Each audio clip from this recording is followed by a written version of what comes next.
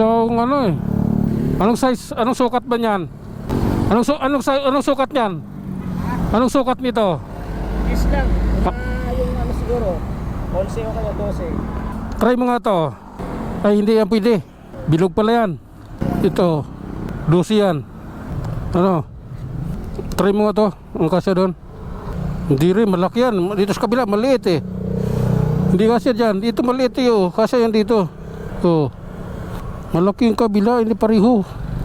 Oh, nalaglag yung helmet mo. Hindi pariho yung ano niya. Ano to oh. 14 lang to, pinakamalaki oh.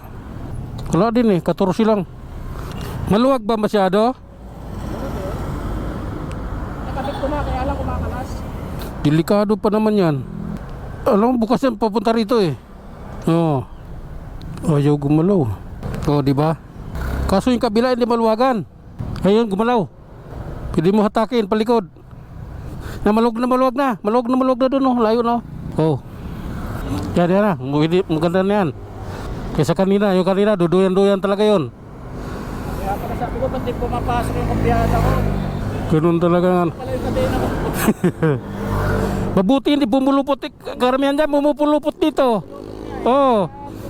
Karamihan dyan sisirain talaga yung ano.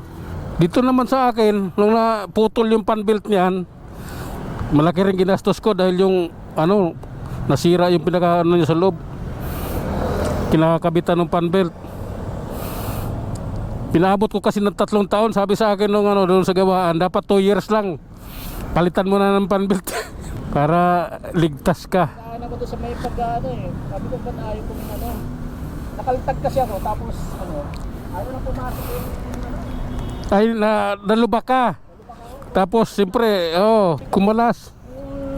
Nagminor na ako. Ayaw na kumagat. Pumasok, sabi ko, nangyari.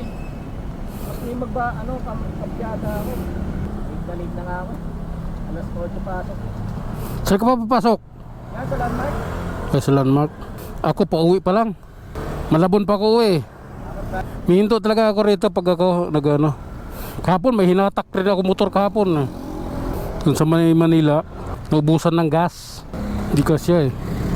Ano na? Di, higpit ito. Yan oh, yan. Okay na. Ha? Dito yan. Diyan yan na ano mo. Gumalaw.